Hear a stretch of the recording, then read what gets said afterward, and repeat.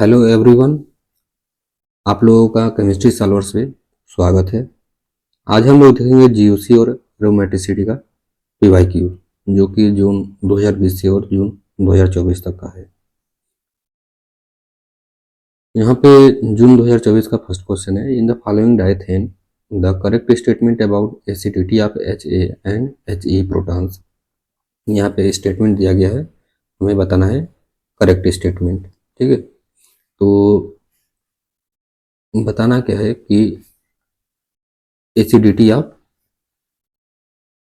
Proton के बारे में बताना है और इसकी स्टेबिलिटी का रीजन दिया गया है और उसके बारे में बताना है। तो यहाँ पे दिया गया है कि एक एक्सियल प्रोटॉन है और दूसरा इक्वेटोरियल प्रोटॉन है, तो इसमें से कौन सा सबसे ज़्यादा जो है कि एसिडिक है। तो यहाँ पे कुछ इस टाइप का बना हुआ है। यहाँ पे ये जो है क्या है, एक्सियल है और यहाँ पे टर्सरी ब्यूटिल ग्रुप लगा हुआ है और यहाँ पे है इक्वेटोरियल। तो हमें बताना है कि कौन सा है एक्सियल जो है कि एसिडिक होगा या इक्वेटोरियल एसिडिक होगा। तो इसके लिए क्या करना होगा, कोई बेस को लेना होगा। बेस मान के लिए चलते हैं, कोई बेस है तो ये क्या काम करेगा, यहाँ से एक्सियल को पकड़ेगा और यहाँ से इक्वेटोरियल को पकड़ेगा। इस बात को ए मान लेते हैं, इस बात को बी मान लेते हैं। और यहाँ पे क्या है, हाइड्रोजन है। जब बेस अगर इस हाइड्रोजन को पकड़ना चाहेगा तो यहाँ पे 1 3 1 2 3, तो यहाँ पे क्या होगा, 1 3 डायएक्सियल रिपल्सन होगा जिसकी वजह से यहाँ पे बेस को आने में हिंडर्ड होगा। इसलिए इस HA को वो आसानी से नहीं पिकअप कर पाएगा जितना आसानी से यहाँ पे पिकअप कर पाएगा, क्योंकि यहाँ पे इस तरीके का 1 3 डायएक्सियल रिपल्सन नहीं देखने को मिल रहा है। तो इससे ये पता चल रहा है कि जो हमारा HE है वो कैसा है, वो एसिडिक है। ठीक, अब इसके जो है कि स्टेबिलिटी के बारे में बात किया गया है। तो यहाँ से ये दो ऑप्शन तो कट गए, HA और HA वाले कट गए। तो अब हमें बताना है कि ये जो हमारा कार्बन आयन बनेगा यहाँ से, जब ये HE जाएगा तो यहाँ पे सल्फर है और यहाँ पे सल्फर है, टर्सरी ब्यूटिल ग्रुप है। यहाँ पे हाइड्रोजन एक्सियल पे और यहाँ पे क्या है, नेगेटिव चार्ज है। नेगेटिव चार्ज को हम एज इलेक्ट्रॉन लिख दिए हैं। तो बता रहा है कि जो है कि सिग्मा स्टार CS ऑर्बिटल में जाएगा, डिलोकलाइज्ड होगा, या तो फिर जो सल्फर का वैकेंट D ऑर्बिटल है उसमें डिलोकलाइज्ड होगा। अगर वो सल्फर के वैकेंट D ऑर्बिटल में डिलोकलाइज्ड होगा तो वो क्या काम करेगा, ऐसे आएगा। तो यहाँ पे क्या देखने को मिल रहा है, यहाँ पे हमें देखने को मिल रहा है कि इसमें जो है कि डबल बॉन्ड करेक्टर आ जाएगा। ठीक है, तो डबल बॉन्ड करेक्टर आने की वजह से इस रिंग में क्या होगा, थोड़ा स्ट्रेन आ जाएगा। ठीक, और दूसरा देखते हैं कि अगर वो ये जो है CS का बाइंडिंग मॉलिक्यूलर ऑर्बिटल, इसका एंटी बाइंडिंग इधर होगा, ये सिग्मा स्टार होगा CS। ठीक है, अगर वो जो है कि इसमें देगा तो क्या होगा, ठीक है, तो इसमें जब वो देगा अपने इलेक्ट्रॉन को, कंप्लीटली नहीं देगा, कंप्लीटली नहीं, कहीं भी जो है कि अगर मॉलिक्यूलर ऑर्बिटल इंटरेक्शन देखा जाता है तो जैसे कि ये यहाँ पे हम देख रहे हैं, तो यहाँ पे क्या हो रहा है कि नेगेटिव चार्ज का डिलोकलाइजेशन हो रहा है सिग्मा स्टार में। तो अगर नेगेटिव चार्ज का कंप्लीटली डिलोकलाइजेशन हो जाएगा तो ये जो बांड है ना, ये बांड ब्रेक कर जाएगा। और यहाँ पे कंप्लीटली डिलोकलाइजेशन नहीं होता है, पार्शियली डिलोकलाइजेशन होता है। तो जिसकी वजह से ये बांड वीक हो जाएगा पर टूटेगा नहीं। हाँ, तो ये अब स्टेबिलिटी के बारे में बात किया जाए तो यहाँ पे देखने को मिल रहा है कि स्ट्रेन हो रही है, पर इस मॉलिक्यूल में जब डिलोकलाइजेशन हो रहा है, जब इसके सिग्मा स्टार ऑर्बिटल में जाएगा तो इस टाइप का हमें स्ट्रेन देखने को नहीं मिलेगा। तो इस तरीके से हम ये बोला जा सकता है कि ये जो सिग्मा स्टार सी एस में जा रहा है इलेक्ट्रॉन, वो कैसा है, कार्बन आयन वो स्टेबल हो रहा है इसकी वजह से। तो इसका करेक्ट आंसर हो जाएगा सेकेंड, कि H E is more acidic, equatorial carbon ion जो हो रहा है वो डिलोकलाइज्ड हो रहा है sigma star of orbital of C S बाड में।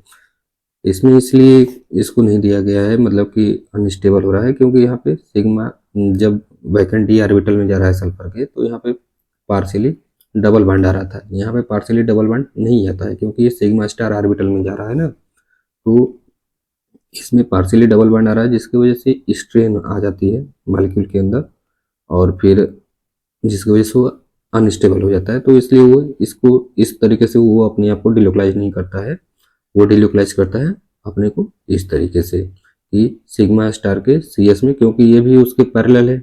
यहाँ पे ऑर्बिटल है जिसमें हमारा नेगेटिव चार्ज है इक्वेटोरियल पे, और इसी का इक्वेटोरियल पोजीशन पे सिग्मा स्टार सी एस भी है। तो इसमें आसानी से क्या होता है, इलेक्ट्रॉन का डिलोकलाइजेशन हो जाता है। पर ये ध्यान रखिएगा कि ये कंप्लीटली नहीं होता है, पार्शियली होता है। अगर कंप्लीटली होगा तो ये बॉन्ड ब्रेक कर जाएगा। ठीक है, तो इसका करेक्ट आंसर क्या होगा, सेकेंड होगा। नेक्स्ट क्वेश्चन है कि the correct statement about the following conformational equilibrium of ketone. हमें कीटोन का दो कन्फर्मेशन दे दिया गया है, तो हमें बताना है इस ऑप्शन से कौन सा करेक्ट स्टेटमेंट है।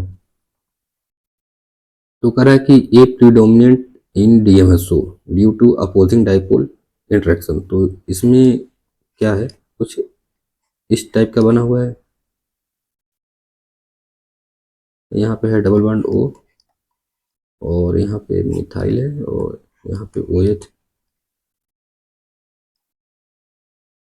ठीक, तो यहाँ पे देखा जाए तो ऑक्सीजन इलेक्ट्रोनेगेटिव स्पीसीज है, वो इलेक्ट्रॉन के फ्लो को इस तरीके से करेगा, और इधर भी इलेक्ट्रॉन के फ्लो को इस तरीके से करेगा।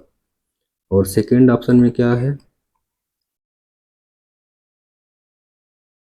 सेकेंड यहाँ पे मिथाइल ग्रुप जुड़ा हुआ है, यहाँ पे OH है, और यमी है डबल बॉन्ड। ठीक, तो इसमें देखा जाए तो इसमें हाइड्रोजन बॉन्डिंग हो रही है। ठीक है, तो इसमें हाइड्रोजन बॉन्डिंग नहीं है। तो हमें ऐसे देखना है कि बी में क्या है, हाइड्रोजन बॉन्डिंग हो रही है, ए में हाइड्रोजन बॉन्डिंग नहीं है। तो यहाँ से देखा जाए तो पहले जो करेक्ट हमें इजी ऑप्शन लग रहा है, पहले उसको चूज करते हैं। तो इसको अभी हमें नहीं समझ में आ रहा है, इसको भी छोड़ते हैं। B predominant in DMSO due to intramolecular hydrogen bonding. ठीक है, इसमें इंट्रामॉलिक्यूलर हाइड्रोजन बॉन्डिंग आ रहा है, एक इसको ले लेते हैं, और एक यहाँ पे आ रहा है इंट्रामॉलिक्यूलर हाइड्रोजन बॉन्डिंग। तो यहाँ पे कह रहा है कि डीएमएसओ में प्रीडोमिनेट करेगा कि आइसोऑक्टेन में ये प्रीडोमिनेट करेगा। डीएमएसओ का स्ट्रक्चर कैसा होता है, CH3 है, S है, डबल बॉन्ड O, CH3 है। तो ये कैसा है, ये ऑक्सीजन के पास लोन पेयर है, इसका मतलब कि ये पोलर है। अगर पोलर मॉलिक्यूल इसके अंदर आएगा तो क्या करेगा, ये जो हाइड्रोजन बॉन्डिंग है इसको क्या करेगा, डिस्टर्ब कर देगा। जब हाइड्रोजन बॉन्डिंग को डिस्टर्ब कर देगा तो जाहिर सी बात है बी तब तो प्रीडोमिनेट करेगा नहीं, है ना। अगर डीएमएसओ में इस बी को रख दिया जाए तो ये हाइड्रोजन बॉन्डिंग को क्या कर देगा, डिस्टर्ब कर देगा। जब डिस्टर्ब कर देगा, जब ये डिस्टर्ब हाइड्रोजन बॉन्डिंग डिस्टर्ब हो जाएगी, तब तो ये प्रीडोमिनेट तो होगा नहीं। इसका मतलब कि ये प्रीडोमिनेट हो रहा है किसमें, आइसो ऑक्टेन में। आइसो ऑक्टेन में क्यों प्रीडोमिनेट हो रहा है, क्योंकि आइसो ऑक्टेन है, ये नॉन पोलर है। ठीक है, तो जब ये नॉन पोलर होगा तो ये कुछ तो रिएक्शन इसके साथ तो कुछ रिएक्ट करेगा नहीं, ये हाइड्रोजन बॉन्डिंग ऐसे ऐसे कैसे ही रहेगा। तो इसलिए बी जो है कि वो प्रीडोमिनेट करेगा नॉन पोलर सॉल्वेंट में, जो कि आइसो ऑक्टेन है। तो हमारे ऑप्शन के अकॉर्डिंग एक या तो ये हो सकता है, या तो फिर एक ये हो सकता है। अब फिर उसमें बोल रहा है कि बी, तो ये तो ऑप्शन अपने से ही कट गया, क्योंकि यहाँ पे देख रहे हैं ना कि जो है कि पोलर में ये हाइड्रोजन बॉन्डिंग को क्या करेगा, डिस्टर्ब कर देगा। तो बी तो कट गया, तो इसका मतलब कि फर्स्ट होगा। कह रहा है कि a predominant in DMSO due to opposing dipole interaction. हाँ, तो ये क्या होगा, ये डीएमएसओ में डोमिनेट करेगा, तो इसका करेक्ट आंसर हो जाएगा सेकेंड हो जाएगा। नेक्स्ट क्वेश्चन में पूछा गया है कि डिसोसिएशन कांस्टेंट पूछा गया है। ठीक है, मतलब कि हमें ये डिसोसिएशन कांस्टेंट है, फॉरवर्ड रिएक्शन के बारे में पूछा गया है, हाइड्रेट के बारे में। तो यहाँ पे कुछ ऑप्शन दिए गए हैं, इसको देख के हमें बताना है। अगर जो है कि CH3 है, COH OH है और यहाँ पे हाइड्रोजन है, एक है CH3 है, C है, OH है, OH है और यहाँ पे क्या है, PH है। तो देखिए इसमें क्या कॉन्सेप्ट है कि इनके बीच में जितना ज़्यादा रिपल्सन होगा, इनके बीच में जितना ज़्यादा रिपल्सन होगा, ये उतने क्या होंगे, ये पास पास आएंगे। ठीक, क्या होंगे, वो उतने पास पास आएंगे। तो हमें बताना है कि फर्स्ट वाले में ज़्यादा जो है कि रिपल्सन होगा कि सेकेंड वाले में। तो यहाँ पे CH3 और PH ग्रुप है, तो सेकेंड वाले में क्या होगा, रिपल्सन ज़्यादा होगा फर्स्ट से, क्योंकि यहाँ पे सिर्फ एक हाइड्रोजन है। इधर का तो सेम है, बट यहाँ पे हाइड्रोजन है और यहाँ पे PH ग्रुप है, तो यहाँ पे रिपल्सन ज़्यादा होगा, तो ये OH क्या होंगे, पास पास आएंगे। तो जिसकी वजह से यहाँ से H2O मॉलिक्यूल का लॉस होना आसान हो जाएगा। तो ये फॉरवर्ड रिएक्शन में जो है कि क्या होगा, अच्छे से जाएगा। तो दो का जो फॉरवर्ड रिएक्शन होगा वो क्या होगा, KD जो सेकेंड का होगा वो क्या होगा, फर्स्ट से ज़्यादा होगा। और फिर क्यों के बारे में देखा जाए तो Cl3 है, C है और यहाँ पे C है, डबल बॉन्ड है, OH है। तो कोई भी चीज़ मान के चलिए कि यहाँ से Cl3 था, यहाँ से H2O को लॉस हुआ, फिर इस तरीके से ये कंपाउंड बना है, तो यहाँ पे ये कंपाउंड बना दिए हैं। तो यहाँ से देख रहे हैं कि यहाँ पे स्ट्रांग -I इफेक्ट लग रहा है, जिसकी वजह से ये जो कार्बन सेंटर है मोर इलेक्ट्रोफिलिक नेचर का हो गया है। तो यहाँ से जो ये H2O मॉलिक्यूल जो निकला है वो आसानी से जो है कि इसके ऊपर अटैक करके ये बैकवर्ड रिएक्शन में जा सकता है, इसको बैकवर्ड डायरेक्शन में भेज देगा। तो इसलिए इसका जो रेट कांस्टेंट होगा फॉरवर्ड डायरेक्शन के लिए क्या होगा, सबसे कम हो जाएगा। तो Q के लिए क्या होगा, सबसे कम होगा, और फिर सेकेंड के लिए सबसे ज़्यादा था, तो यहाँ पे R है, ये इसके लिए सबसे ज़्यादा था, और फिर ये, तो इसका करेक्ट आंसर हो जाएगा second. Based on हकल rule the following species. तो आपको एरोमेटिसिटी में मैंने हकल रूल के बारे में पढ़ाया है, एरोमेटिसिटी, एंटी एरोमेटिक और नॉन एरोमेटिक, क्वाजी एरोमेटिक, ये सब आपको मैंने कवर किया है। आप लोग लेक्चर को देखिएगा, ज़्यादा लंबा नहीं है, आसान है। तो इसको सॉल्व करते हैं। तो यहाँ पे देखना है हमें नंबर ऑफ पाई इलेक्ट्रॉन, तो 2, 2 4, 2 6, 2 8, 2 10 और 2 12, क्योंकि ऑक्सीजन का लोन पेयर भी क्या है, कंजुगेशन में इन्वॉल्व है। ठीक है, तो एरोमेटिक होने के लिए कंडीशन क्या होता है, sp2 होना चाहिए, हाइब्रिडाइजेशन, या sp होना चाहिए। कहने का मतलब है कि वो प्लेनर होना चाहिए। ठीक है, और दूसरा क्या होता है कि वो साइक्लिक होना चाहिए, और तीसरा है कंजुगेशन होना चाहिए, और कंजुगेशन आधा तिहा नहीं होना चाहिए, क्या होना चाहिए, कंप्लीट होना चाहिए, है ना। और फोर्थ क्या है, वो 4n+2 को रूल को फॉलो करना चाहिए, 4n+2 पाई इलेक्ट्रॉन को। ये 11th-12th की चीज़ें हैं, ये आने चाहिए। तो यहाँ पे अब n क्या होता है, n इंटीजर नंबर होता है, वो 0 भी हो सकता है, 1 भी हो सकता है, 2 भी, ये हो सकता है। तो अगर इस रूल को अगर वो फॉलो करेगा तो वो एरोमेटिक कहलाएगा। क्या कहलाएगा वो? एरोमेटिक कहलाएगा, अगर ये सब क्राइटेरिया वो फॉलो करेगा तो। और एंटी एरोमेटिक कब होगा? एंटी एरोमेटिक कब होगा वो? ये सभी चीज जितने भी हैं ये फॉलो करेगा। ठीक है, ESP2 प्लेनर होना चाहिए, साइक्लिक होना चाहिए, कंप्लीट कंजुगेशन होना चाहिए। बट ये जो 4n+2 है ना, यहाँ पर 4n पाई इलेक्ट्रॉन को फॉलो करेगा। तो यहाँ पे भी n क्या है? 0 हो सकता है, 1 2 इंटीजर वैल्यू है। तो यहाँ पे हमारा कितना टोटल आ रहा है? 2 है, 2 4 2 6 2 8 2 10 और 2 12, 12 पाई इलेक्ट्रॉन आ रहा है। तो 4 × 3 करेंगे तो कितना हो जाएगा? 12 पाई इलेक्ट्रॉन, है ना। तो इसका मतलब कि ये जो हमारा कंपाउंड दिया गया है वो कैसा है? एंटी एरोमेटिक है। इस क्वेश्चन में पूछ रहा है कि the correct order of relative rates of the following reaction. यहाँ पे साइनाइड जुड़ा हुआ है और यहाँ पे साइनाइड जुड़ा हुआ है और यहाँ पे है Ma, फ्री रेडिकल है यहाँ पे। तो हमें रिएक्शन बताना है कि किसके साथ फास्ट होगा।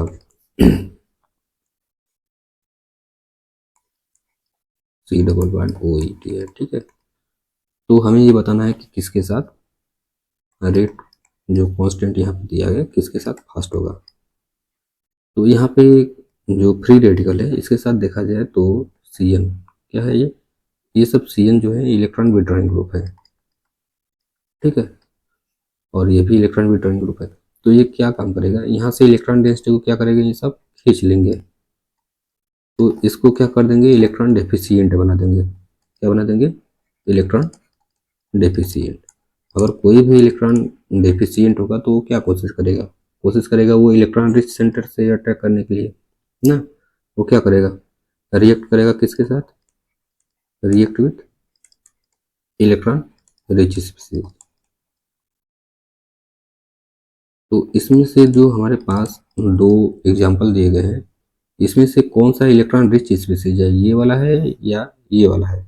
तो यहाँ पे C⋯OET है। तो ये कैसा है? इलेक्ट्रॉन विड्रॉइंग ग्रुप है। तो इसका मतलब कि ये इलेक्ट्रॉन रिच तो है नहीं। तो इलेक्ट्रॉन रिच कौन सा है? ये। तो इसका मतलब कि जो रेट कांस्टेंट की ए का होगा वो ज़्यादा होगा बी से, ठीक है। सेम कॉन्सेप्ट को यहाँ पे लगाना है। रेडिकल दिया गया है और यहाँ पे OAC है और यहाँ पे क्या है? C⋯OMe है। तो यहाँ पे 4 हाइड्रोजन, यहाँ पे देखिए 2 हाइड्रोजन है और यहाँ पे भी 2 हाइड्रोजन है। तो टोटल इसको 4 अल्फा हाइड्रोजन का क्या मिला है? हाइपर कॉन्जुगेशन मिल रहा है। तो जिसकी वजह से क्या हो रहा है? ये स्टेबल है। तो कोई भी जो थोड़ा इलेक्ट्रॉन रिच या एक तरीके से कहा जाए स्टेबल जो रेडिकल होगा वो, अगर इस बात के लिए जाए इलेक्ट्रॉन रिच रेडिकल की, रेडिकल तो इलेक्ट्रॉन रिच होता नहीं है पर इसके कंपेयर में और इसके कंपेयर में अगर बात किया जाए तो यहाँ पे ये क्या है? स्टेबलाइज्ड है, क्योंकि 4 अल्फा हाइड्रोजन का इसको स्टेबिलिटी मिल रहा है। तो ये क्या काम करेगा?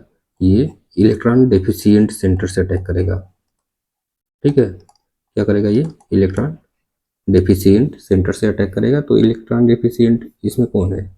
यहाँ पे C⋯OMe है और यहाँ पे OAC है। OAC को अगर लिखना चाहें तो क्या लिख सकते हैं? यहाँ पे C⋯OCH3 है। तो यहाँ पे ऑक्सीजन का मेसोमेरिक इफेक्ट काम करेगा, इसलिए ये इलेक्ट्रॉन रिच है। तो इलेक्ट्रॉन रिच जो होगा वो क्या किससे रिएक्ट करना चाहेगा? इलेक्ट्रॉन डेफिशिएंट से। तो इलेक्ट्रॉन डेफिशिएंट ये है, तो इसका क्या दिया गया है? Kc दिया गया है और Kd दिया गया है। तो इसमें क्या होगा? Kc के साथ जो रेट कांस्टेंट होगा वो ज़्यादा होगा एज कम्पेयर टू Kd से। तो इसका करेक्ट आंसर हो जाएगा, इसमें था Ka का Kb से, तो ठीक है, फोर्थ ऑप्शन।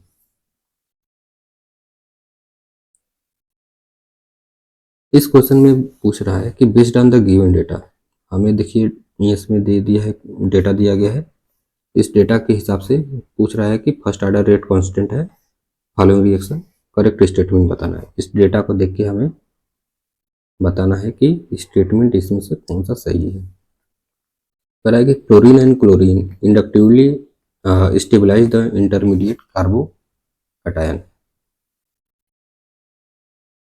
ठीक, तो इसमें से देखा जाए तो क्लोरीन और क्लोरीन कह रहा है कि inductively stabilise the intermediate carbocation.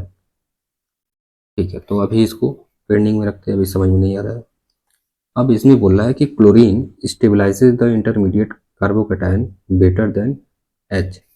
तो पहले इसका देख लेते हैं रिएक्शन मैकेनिज्म कैसे जा रहा है। यहाँ पे एक्स है, यहाँ पे है, और यहाँ पे हाइड्रोजन, जैसे कि कैसा है, ये CF3 है, CF3 है, C डबल बॉन्ड O है और OH है। ठीक है, तो ये किस तरीके का बना होगा, यहाँ से ये क्या किया है, H प्लस को ले लिया है, तो ये कुछ X है, और यहाँ पे H ये आग लगा है, और यहाँ पे पॉजिटिव चार्ज क्रिएट हुआ होगा, यहाँ पे ये है। तो अब देखिए, अब देखते हैं, कह रहा है कि Cl stabilises the intermediate carbocation better then H। अगर ये क्लोरीन इस पॉजिटिव चार्ज को क्या करेगा, स्टेबलाइज करेगा हाइड्रोजन से ज़्यादा, तो अब डेटा को देखते हैं। बट हाइड्रोजन के साथ जो रेट कांस्टेंट है वो तो ज़्यादा है एज कम्पेयर टू क्लोरीन, है ना। अगर क्लोरीन स्टेबलाइज कर रहा है इंटरमीडिएट को तो क्लोरीन का ज़्यादा होना चाहिए था रेट कांस्टेंट, बट यहाँ पे हाइड्रोजन का रेट कांस्टेंट ज़्यादा है, तो सेकेंड ये ऑप्शन गलत है। और फिर थर्ड में क्या बोल रहा है कि chlorine chlorine stabilises the intermediate carbocation better than H. Same चीज़ यहाँ पे जैसे की है ना, कि क्लोरीन अगर बेटर स्टेबलाइज करेगा इंटरमीडिएट के साथ तो जाहिर सी बात है उसका रेट कांस्टेंट ज़्यादा होगा, बट यहाँ पे हमें देखने को मिल रहा है कि फ्लोरीन जो है कि ज़्यादा रेट कांस्टेंट रख रहा है, तो थर्ड ऑप्शन भी गलत हो रहा है। अब fluorine and chlorine inductively stabilise the intermediate carbocation, और यहाँ पे देखते हैं fluorine stabilises the intermediate carbocation better than H. ठीक, तो फोर्थ वाले में देखा जाए तो फ्लोरीन जो इंटरमीडिएट कार्बोकैटायन को ज़्यादा स्टेबलाइज कर रहा है, और यहाँ से हमें डेटा से भी पता चल रहा है कि फ्लोरीन क्या कर रहा है, रेट कांस्टेंट ज़्यादा है एज कम्पेयर टू हाइड्रोजन। इसका मतलब कि ये फोर्थ ऑप्शन क्या हो जाएगा, सही हो जाएगा। और इसमें देखा जाए तो fluorine and chlorine inductively stabilise the intermediate carbocation. तो देखिए फ्लोरीन और क्लोरीन इंडक्टिवली स्टेबलाइज करेगा इंटरमीडिएट को, पर उसमें से जो फ्लोरीन होगा वो ज़्यादा करेगा। क्यों, तो उसमें उसका कारण यह है कि यहाँ पे हम फ्लोरीन ले लेते हैं, और यहाँ पे हाइड्रोजन है, हाइड्रोजन है और हाइड्रोजन है, यहाँ पे भी 3 हाइड्रोजन होगा, और यहाँ पे पॉजिटिव चार्ज। टोटल यहाँ पे नंबर ऑफ जो अल्फा हाइड्रोजन कितने हैं, 6 अल्फा हाइड्रोजन है। अगर सेम चीज़ यहाँ पे क्लोरीन को अगर हम लोग ले लें तो क्या देखने को मिल रहा है,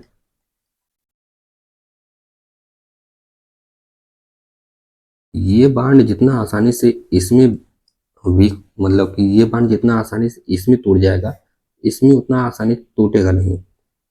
ठीक है, तो इसलिए ये बोला जा रहा है कि ये जो फ्लोरीन है इसको जो है कि कार्बोकैटायन को इंडक्टिवली ज़्यादा स्टेबलाइज कर रहा है एज कम्पेयर टू क्लोरीन। तो इसका जो करेक्ट आंसर है हमारे डेटा के हिसाब से वो क्या होगा, 4 होगा, क्योंकि F stabilise the intermediate carbocation better than H, जो कि हमें डेटा से भी पता चल रहा है कि ये कार्बोकैटायन को ज़्यादा स्टेबलाइज कर रहा है, इसलिए इसका रेट कांस्टेंट क्या है, ज़्यादा है एज कम्पेयर टू हाइड्रोजन।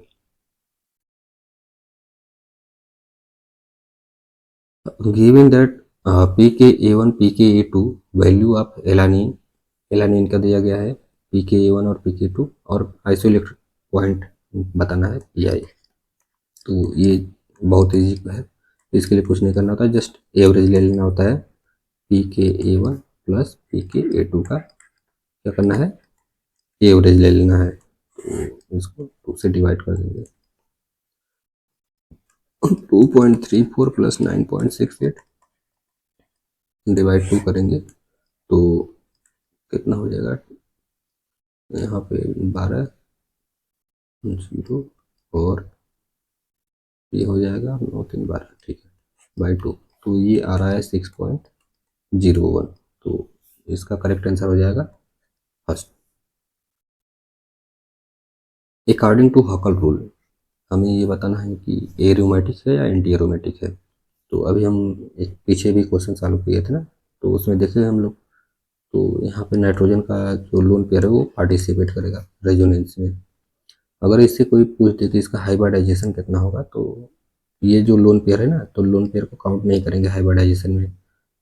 तो जस्ट यहाँ पे number of sigma bond count कर लेंगे तो बता देंगे, 1 sigma bond, 2 sigma bond, 3 sigma bond, तो इसका हाइब्रिडाइजेशन हो जाएगा sp2। कहीं भी जैसे कि एग्जांपल ही लेते हैं, यहाँ पे देख लेते हैं NH2 है, ठीक है, और कुछ इस टाइप का है। अगर कोई पूछ दे कि इसका हाइब्रिडाइजेशन क्या है, तो इसका हम लोग बोलेंगे sp3 है, क्योंकि 1 सिग्मा बॉन्ड यहाँ से, 2 सिग्मा बॉन्ड यहाँ से, 3 सिग्मा बॉन्ड और एक लोन पेयर, तो sp3 सेम। बस यहाँ पे आ जाए NH2, तो इसका हम बोलेंगे sp2, ठीक है। तो क्योंकि ये जो लोन पेयर है वो रेजोनेंस में पार्टिसिपेट है, ऐसे लोन पेयर को बोला जाता है लोकलाइज्ड। लोकलाइज्ड लोन पेयर बोला जाता है, और इसको बोला जाता है डीलोकलाइज्ड, है ना, डीलोकलाइज हो रहा है, इसलिए इसको बोला जाता है डीलोकलाइज्ड, ठीक है। तो ये बेसिक चीज़ें थी जो कि मैं थोड़ा भूल गया था पढ़ते वक्त, तो यहाँ पे बता दिया हूँ। तो यहाँ पे देखते हैं कि नंबर ऑफ जो पाई इलेक्ट्रॉन है कितने हैं। 2 यहाँ से, 2 2 4 यहाँ से हो जाएगा 6 8 10, तो टोटल इसमें है 10 पाई इलेक्ट्रॉन। इसमें बात किया जाए, 2 है, 2 4 है, 2 6 है, इसमें है 6 पाई इलेक्ट्रॉन। तो 4 में जब हम क्या करेंगे, 2 से मल्टीप्लाई करके 2 ऐड कर देंगे तो हमें 10 पाई इलेक्ट्रॉन मिल जाएगा। और ये 6 पाई इलेक्ट्रॉन 4 इंटू 1 प्लस 2 करेंगे तो हमें 6 पाई इलेक्ट्रॉन मिल जाएगा। तो इसका मतलब कि ये एरोमेटिक है, तो दोनों एरोमेटिक है ना, तो सेकेंड हो जाएगा। इस क्वेश्चन में क्या पूछ रहा है कि फॉर द रेडिकल्स, रेडिकल दिया गया है CH3 radicals, CH3 CH2 radicals और C6H11 साइक्लिक है। तो correct order for the relative rate of addition to CH2CN। तो अभी हम लोग देखे थे कि जो रेडिकल होते हैं, अगर कोई इलेक्ट्रॉन रिच रेडिकल होगा तो क्या काम करेगा, वो इलेक्ट्रॉन डेफिशिएंट सेंटर से जो है कि फास्ट रिएक्शन करेगा, ठीक है। तो C6H11 कैसा रेडिकल दिखेगा, कुछ इस टाइप का दिखेगा, ठीक है। तो यहाँ पे क्या होगा, CH2 है, डबल बॉन्ड है, CH है और CN है। CN क्या है, इलेक्ट्रॉन विड्रॉइंग ग्रुप है। यहाँ पे एक रेडिकल यहाँ पे आएगा और एक रेडिकल यहाँ पे आएगा। तो ये रेडिकल जो होगा, ये सब जो कार्बन है इनके साथ बाइंड अप कर लेगा, या तो इसके साथ करेगा, अगर इसके साथ करेंगे तो इसके साथ करेंगे तो यहाँ पे होगा ये वाला कार्बन ना, ये वाला कार्बन इनसे इनसे और इनसे बाइंडिंग करेगा। तो ये बताना है कि किसके साथ फास्ट बाइंडिंग करेगा। तो यहाँ पे ये देख रहे हैं कि है जो हमारा ये मॉलिक्यूल है कैसा है, इलेक्ट्रॉन विड्रॉइंग ग्रुप यहाँ पे लगा हुआ है, तो ये कैसा है, एक तरीके से इलेक्ट्रॉन डेफिशिएंट है। कैसा है ये, इलेक्ट्रॉन डेफिशिएंट इसको। तो इलेक्ट्रॉन डेफिशिएंट किसके साथ जुड़ना चाहेगा, इलेक्ट्रॉन रिच वाले जो रेडिकल होगा, सेंटर होगा उसके साथ। तो इसमें जो है ये तीनों में कौन इलेक्ट्रॉन रिच है, यहाँ पे 4 अल्फा हाइड्रोजन है, और यहाँ पे 2 अल्फा हाइड्रोजन है, और यहाँ पे 0 अल्फा हाइड्रोजन है। देखिए ये इलेक्ट्रॉन रिच जो मैं बोल रहा हूँ स्टेबिलिटी के अकॉर्डिंग बोल रहा हूँ, है ना, क्योंकि ये तो 7 इलेक्ट्रॉन स्पीसीज है ना, तो ऑलरेडी इलेक्ट्रॉन डेफिशिएंट है, बट इन तीनों के कंपेयर में इलेक्ट्रॉन रिच तो ये है, सी वाला है, फिर बी है, फिर ए है, ठीक है। तो सी का फिर बी का, फिर ए का। ये इसका आर्डर हो जाएगा। क्यों? क्योंकि इलेक्ट्रॉन डेफिशिएंट, ये सेंटर इलेक्ट्रॉन डेफिशिएंट किससे जुड़ेगा? इलेक्ट्रॉन रिच से। तो इलेक्ट्रॉन रिच ये है, फिर उसका बी है, फिर ए है। तो इसका करेक्ट आंसर हो जाएगा second. In the gas phase the correct order of hydride affinity. Hydride affinity क्या होता है? वो इनवर्सली प्रोपोर्शनल होता है कार्बोकैटायन की स्टेबिलिटी के। इसी कॉन्सेप्ट को लगा के आप इसको सॉल्व कर सकते हैं।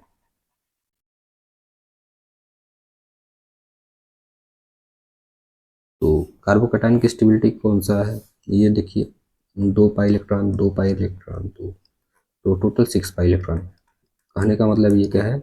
एरोमेटिक स्पीसीज है। और यहाँ पे 9 अल्फा हाइड्रोजन है और यहाँ पे 0 है अल्फा हाइड्रोजन। तो इसमें कोई ना तो हाइपर कंजुगेशन है ना तो इंडक्टिव इफेक्ट है।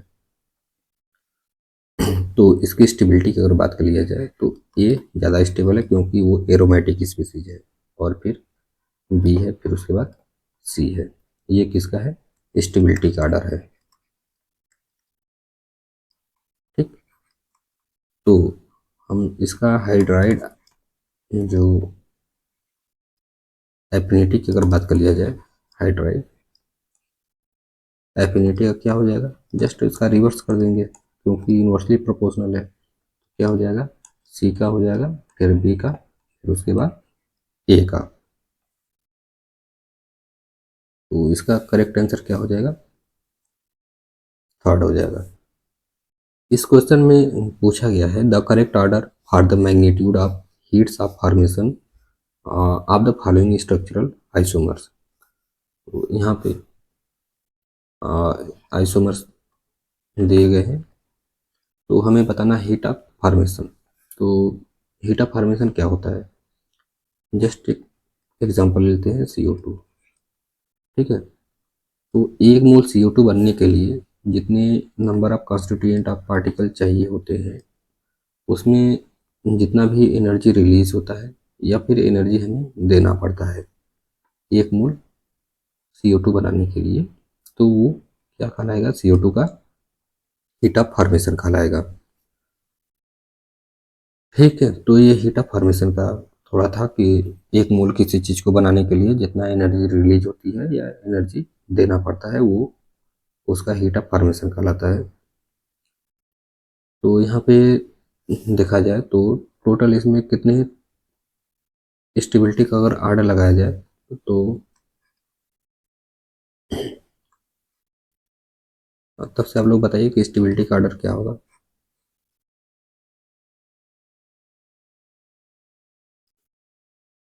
और ये कुछ इस टाइप का 5 मेंबर्ड है।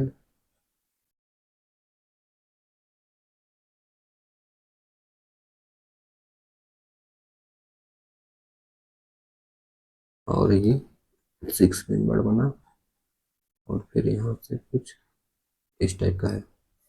तो हमें स्टेबिलिटी का आर्डर इसमें बताना है। जो जितना ज़्यादा स्टेबल होगा, जितना ज़्यादा जो है कि क्या होगा, स्टेबल होगा, उसका मैग्नीट्यूड जो होगा हीट ऑफ हाइड्रेशन उतना ज़्यादा होगा। जितना ज़्यादा स्टेबल उतना ज़्यादा heat of hydration, heat of formation है, HOF होगा, है ना? HOF पूछा है ना। तो यहाँ पे टोटल 6 मेंबर रिंग कितने हैं? एक मेंबर, एक ये हो गया, दूसरा और तीसरा। तो यहाँ पे 3 जो है कि 6 मेंबर्ड रिंग है। इसमें कितना है? एक 5 मेंबर्ड दिख रहा है, 1 2 3 4 5, 2 5 मेंबर्ड रिंग है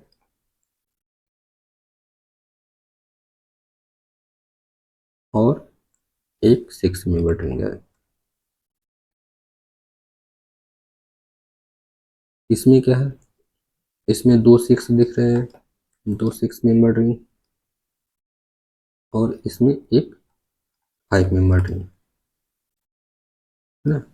तो इसका ये ए था, ये बी है और ये सी। तो स्टेबिलिटी का आर्डर क्या हो जाएगा, ए ज़्यादा स्टेबल हो जाएगा, फिर सी, फिर बी। तो जो स्टेबिलिटी का आर्डर होगा वही हीट ऑफ फॉर्मेशन का भी आर्डर हो जाएगा। तो हीट ऑफ फॉर्मेशन क्या हो जाएगा, ए सी और बी। तो इसका करेक्ट आंसर फोर्थ हो जाएगा।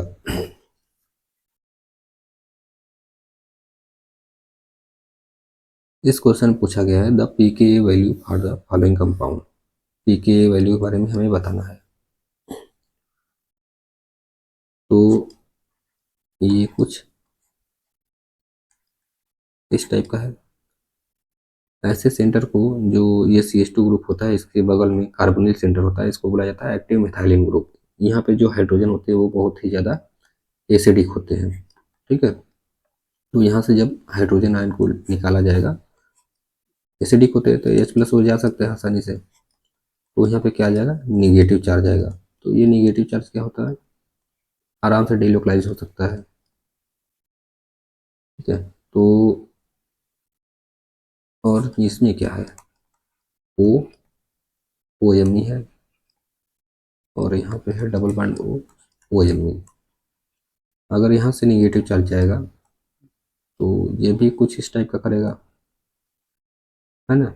बट इसमें प्रॉब्लम ये है कि इसमें क्रॉस कंजुगेशन देखने को मिल रहा है। इसमें क्रॉस कंजुगेशन नहीं था, इसमें क्रॉस कंजुगेशन नहीं था, बट इसमें क्रॉस कंजुगेशन है। क्यों, क्योंकि ये भी अपना देगा। तो इसका जो डिलोकलाइजेशन था वो क्या हो जाएगा, कम हो जाएगा। अगर जैसे कि अगर इसमें मान के चलते हैं कि 100% हो जा रहा था इस साइड और 100% इस साइड हो रहा था, तो यहाँ पे 50% ही होगा, क्योंकि 50% ये करेंगे। तो अगर एसिडिटी की बात कर लिया जाए इन्हीं दोनों की, तो ये वाला ज़्यादा एसिडिक होगा। और थर्ड में क्या है, थर्ड में कुछ इस टाइप का बना हुआ है, मॉलिक्यूल है, ऑक्सीजन है, और यहाँ पे है double bond O, double bond O है। तो यहाँ से जब निगेटिव चार्ज जाएगा तो ये कुछ इस टाइप का डिलोकलाइज होगा। और ऑक्सीजन भी है तो ऑक्सीजन भी करेगा। तो हमें बताना है पीके। पीके जो होता है वो, आपको जब मैं जीओसी पढ़ा रहा था तब मैं आपको बताया था कि बेसिसिटी की डायरेक्टली प्रोपोर्शनल होता है, बेसिसिटी के डायरेक्टली प्रोपोर्शनल होता है, और इनवर्सली प्रोपोर्शनल होता है एसिडिटी के। तो अभी जितना भी हम कॉन्सेप्ट लगा रहे हैं वो एसिडिटी के हिसाब से लगा रहे हैं, क्योंकि यहाँ से H+ को रिमूव कर रहे हैं, तभी तो यहाँ पे निगेटिव चार्ज आ रहा है। तो हमें ये बताना है कि एसिडिटी का आर्डर अगर हम निकाल लें तो हम पीके का वैल्यू आसानी से बता सकते हैं। ये ए है, ये बी है, और ये सी है। तो हमें दिख रहा है कि ए क्या है, मोर एसिडिक है, क्योंकि यहाँ पे कंप्लीटली क्या हो रहा है, डिलोकलाइज्ड हो जा रहा है। पर इन दोनों में क्या हमें देखने को मिल रहा था, बी और सी में, बी और सी में हमें ये देखने को मिल रहा था कि यहाँ पे क्रॉस कॉन्जुगेशन हो रहा है, तो जिसकी वजह से इसकी एसिडिटी क्या हो जाएगी, घट जाएगी। तो अब हमें ये बताना है कि बी और सी में से किसकी एसिडिटी ज़्यादा होगी। तो कहीं भी रिंग सिस्टम जो दे देता है, अगर कहीं भी रिंग सिस्टम में जो नेगेटिव चार्ज का डिलोकलाइजेशन है कार्बोनिल सेंटर पे, क्या होगा, वो ज़्यादा होगा एज कम्पेयर टू जो ओपन चेन स्ट्रक्चर है। जैसे ये ओपन चेन स्ट्रक्चर है ना, तो इसमें डिलोकलाइजेशन क्या होगा, कम होगा, इसमें क्या होगा, ज़्यादा होगा। तो इसका क्या हो जाएगा, ए के बाद सी, फिर उसके बाद बी। ये क्या था, एसिडिटी का ऑर्डर है, ये किसका ऑर्डर है, एसिडिटी का। तो पी के का ऑर्डर हम बता देंगे, क्या हो जाएगा, बी हो जाएगा, फिर सी हो जाएगा, फिर ए हो जाएगा। तो ये कौन सा ऑप्शन है यहाँ पे, ये फर्स्ट ऑप्शन है।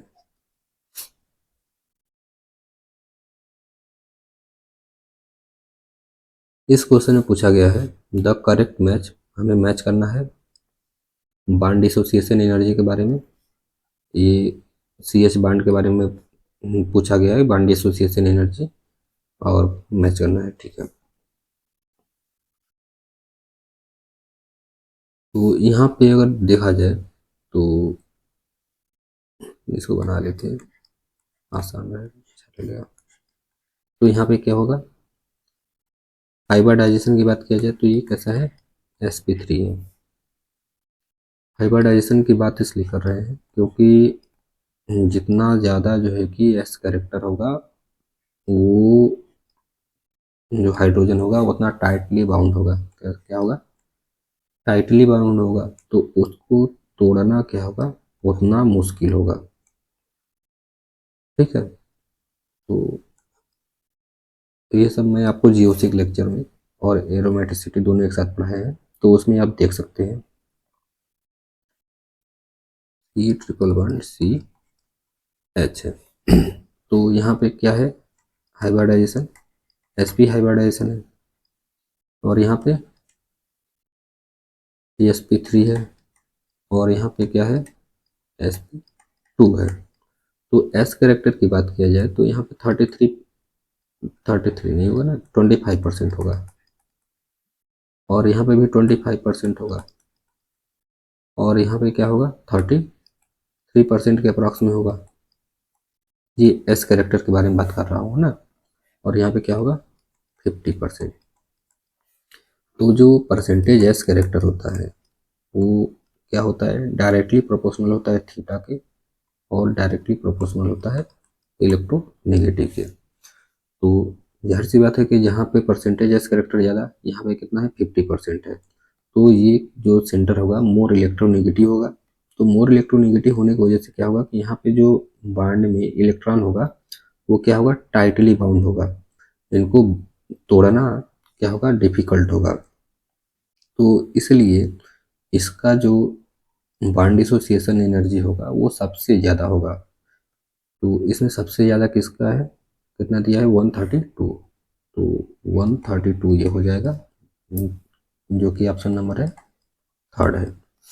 और फिर ये sp3 है, ये sp2 है, और ये sp3 है। तो पहले sp2 में होगा, मतलब कि इसके बाद तो sp2 आएगा क्योंकि इसमें 33% है। तो 132 के बाद कौन सा है नंबर, 110। तो यहाँ पे हो जाएगा 110.9, ये फर्स्ट ऑप्शन है। अब यहाँ पे देखा जाए तो यहाँ पे भी देखिए sp3 है, और यहाँ पे भी sp3 है। तो इसका मतलब तो कॉन्सेप्ट के हिसाब से चलते हैं तो ये तो दोनों तो बराबर हो जाने चाहिए थे, पर बराबर नहीं होंगे ना।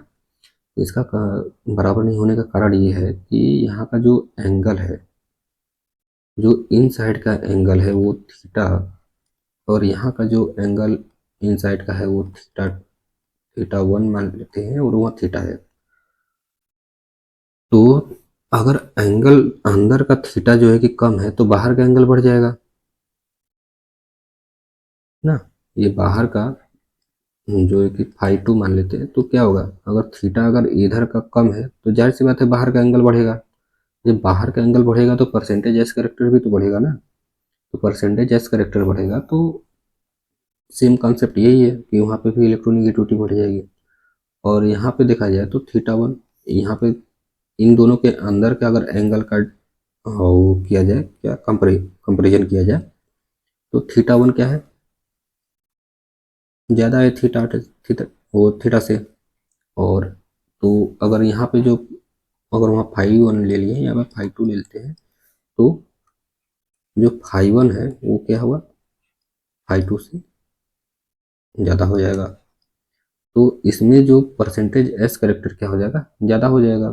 तो इसलिए जो कि इसका सबसे कम होगा, तो सबसे कम में क्या है, 71.1 है, और यहाँ पे ये 90.6 है, ये है फोर्थ, और ये है सेकेंड ऑप्शन। तो इसमें से देख लीजिए, fourth, fifth, second, third, fourth, fifth, second, third, कौन सा ऑप्शन है, फोर्थ ऑप्शन है।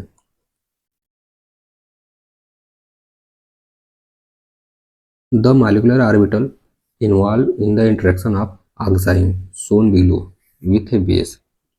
तो हमें इसमें बताना है मॉलिक्यूलर ऑर्बिटल इंटरेक्शन कैसा हो रहा है। मान के चलिए कोई बेस है, बेस क्या काम करेगा, बेस क्या करेगा, एच प्लस को ही तो लेगा ना, तो ये एसिडिक हाइड्रोजन को क्या करेगा, पिक करेगा और यहाँ से बॉन्ड को ब्रेक कर देगा। तो इसमें अगर जो है कि ऑर्बिटल का इंटरेक्शन पूछा जाए तो क्या हो रहा है, बेस जो है कि अपने नॉन बॉन्डिंग इलेक्ट्रॉन को ट्रांसफर कर रहा है कहाँ पे, सिग्मा स्टार किसके, ओ एच में। देखिए यहाँ पे बॉन्ड क्या हो रहा है, ब्रेक हो रहा है। कौन सा बॉन्ड ब्रेक हो रहा है, सिग्मा। तो जो अगर सिग्मा बॉन्ड होगा, ब्रेक होगा तो सिग्मा स्टार में जाएगा, अगर पाई बॉन्ड को ब्रेक करता तो पाई स्टार में जाता। तो इसके हिसाब से आंसर हो जाएगा first, sigma star of O H. इसमें बताना है हमें कार्बोकैटायन की स्टेबिलिटी के बारे में। ये कुछ इस टाइप का दिया गया है मॉलिक्यूल, कार्बोकैटायन ये है और यहाँ पे ये है और यहाँ। अगर स्टेबिलिटी की बात किया जाए तो कहीं भी अगर इस टाइप का देखे तो पहले आप अपने दिमाग में ये फिक्स कर लीजिए कि प्रेफरेंस किसको देना है। रेजोनेंस को सबसे ज़्यादा देना होता है, फिर हाइपर कॉन्जुगेशन को, फिर इंडक्टिव इफेक्ट को। ये ए है, ये बी है और ये सी है। तो इसमें हमें दिख रहा है कि रेजोनेंस हो रहा है, इसमें रेजोनेंस नहीं है, इसमें रेजोनेंस नहीं है। तो इसका मतलब ये सी जो हैगा वो ज़्यादा स्टेबल होगा। अब देखा जाए तो यहाँ पे हाँ, दो अल्फा हाइड्रोजन है और यहाँ पे देखा जाए तो सिर्फ एक अल्फा हाइड्रोजन है। तो यहाँ पे दो हाइपर कॉन्जुगेट, दो दो अल्फा हाइड्रोजन है, तो जितने ज़्यादा नंबर ऑफ अल्फा हाइड्रोजन होते हैं वो मॉलिक्यूल उतना ज़्यादा स्टेबल होता है। तो फिर उसके बाद बी हो जाएगा, फिर उसके बाद ए हो जाएगा। तो इसका करेक्ट आंसर फोर्थ वाला। इसमें हमें बताना है करेक्ट ऑर्डर ऑफ पी के ए। तो पी के ए, पी के बताइए किसके डायरेक्टली प्रोपोर्शनल होता है, बेसिसिटी के, और इनवर्सली प्रोपोर्शनल होता है एसिडिटी के।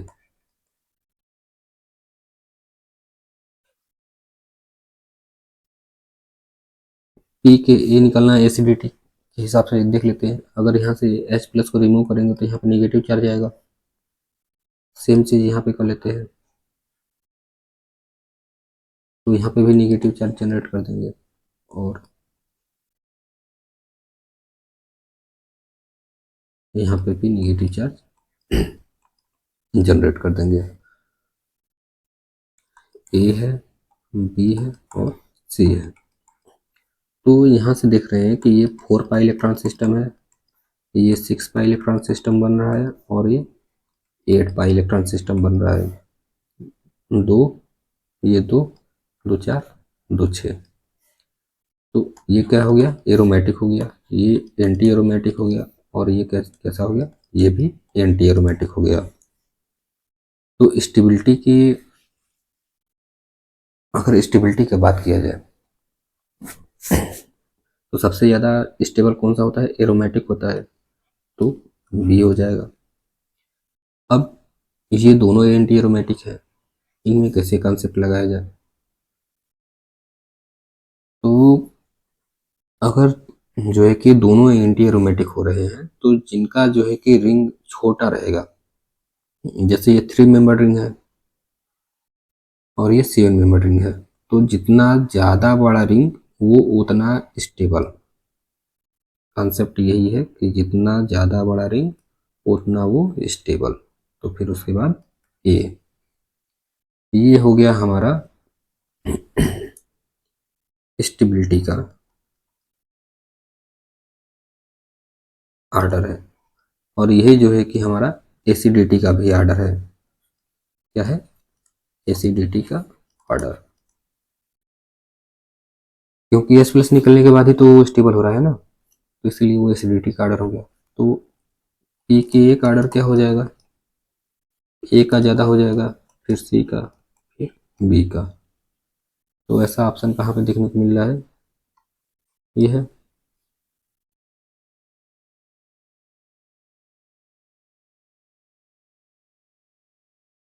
इस क्वेश्चन में हमें बताना है the following carboxylic acid undergo decarboxylation, मतलब कि ये CO2 का रिमूवल करना है upon heating. The ease of decarboxylation is the order. तो ये देख लेते हैं कैसे होता है।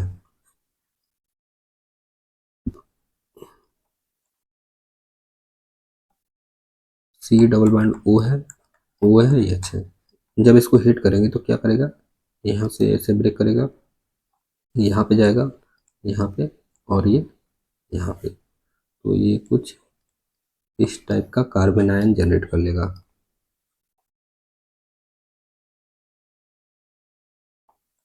है ना। तो सेम चीज सब में हम बना देते हैं करके। नाइट्रोजन है यहाँ पे, ये यहाँ पे नेगेटिव चार्ज, और थर्ड में